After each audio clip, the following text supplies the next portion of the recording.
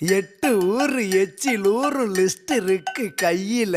எங்க ருசிய அடிச்சுக்க சாப்பாடு எவனும் செய்யல. 8 ஊரு எச்சில் ஊரும் லிஸ்ட் இருக்கு கையில. எங்க ருசிய அடிச்சுக்க சாப்பாடு எவனும் செய்யல.